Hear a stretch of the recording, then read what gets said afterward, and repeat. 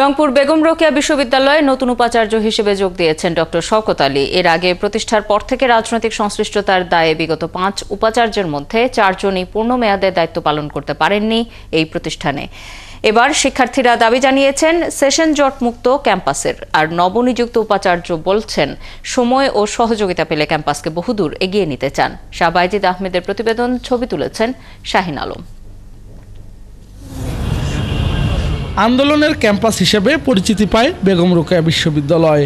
শুরু থেকে বারবার নানা কারণে হোঁচট খেয়েছে এখানকার শিক্ষা কার্যক্রম। কখনো ভিসি বিরোধী আন্দোলন কিংবা শিক্ষক ধর্মঘট, আবার কখনো বা রাজনৈতিক সংঘাত, এমনকি কর্মচারীদের আন্দোলনেও প্রায় বন্ধ হয়ে যায় উত্তর জনপদের এই ক্যাম্পাসটি। সর্বশেষ পেনশন স্কিমে নিজেদের অন্তর্ভুক্তি বাতিল, পরে বৈষম্য বিরোধী আন্দোলনের জেরে প্রায় 3 মাসেরও বেশি সময় বন্ধ ছিল এই ক্যাম্পাসের শিক্ষা ও পরীক্ষা কার্যক্রম। আওয়ামী লীগ সরকার পতনের পর বিশ্ববিদ্যালয়ের প্রশাসন তাসের ঘরের মতো সম্পূর্ণরূপে ভেঙে যায়। সংকট উত্তরণে ঢাকা বিশ্ববিদ্যালয়ের ফলিত গণিত বিভাগের অধ্যাপক ডক্টর শওকত আলীকে উপাচার্য নিয়োগ দেন অন্তর্বর্তীকালীন সরকার। 6ষ্ঠ উপাচার্য পেয়ে ফের আশায় বুক বেঁধেছেন বেরোবির শিক্ষক শিক্ষার্থীরা। জি, ভালোই লাগছে, কারণ এতদিন ক্যাম্পাস অফ ছিল ভিসির কারণে। আমাদের ডিপার্টমেন্টেরও অনেক কাজ অফ ছিল। তো ভিসি আসাতে আশা করবো যে সবকিছু তাড়াতাড়ি হবে, পরীক্ষাও তাড়াতাড়ি হবে। নতুন ভিসির কাছে প্রত্যাশা যে আমাদের বেগম রোকেয়া ইউনিভার্সিটি বর্তমান যে পরিস্থিতি আছে সেই পরিস্থিতি থেকে আরও উন্নত হোক, যাতে আমাদের সে সুন্দরটা কাটানোর জন্য 4 মাস কিংবা 5 মাসের মধ্যে আমাদের সেমিস্টারগুলো করা যায়।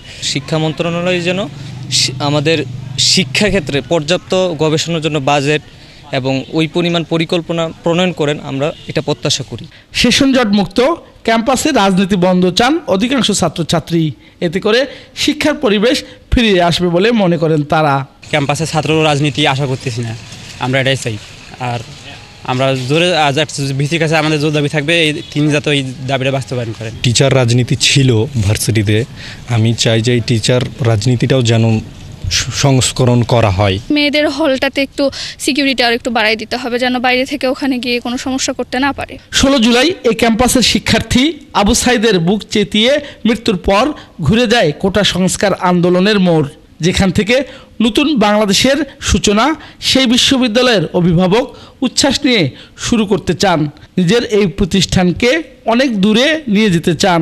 আমি নিজে প্রক্টরের দায়িত্ব পালন করতেছি। আমি নিজেই ক্যাম্পাসে ঘুরে ঘুরে বেড়াবো, ছাত্রদের সাথে কথা বলবো, ছাত্রদের সাথে বাগান খাবো, ছাত্রদের সাথে কথা বলবো, তাদের কী অভিযোগ, কী সমস্যা, কেন ছাত্র শিক্ষকের মধ্যে এই গ্যাপটা, কীভাবে তাদেরকে বন্ধুত্ব তৈরি করে বন্ধুর কীভাবে পড়াশোনার ক্ষেত্রে এই এনভায়রনমেন্টটা তৈরি করা হয়, সেই অভিজ্ঞতা আমি কাজে লাগাতে চাই।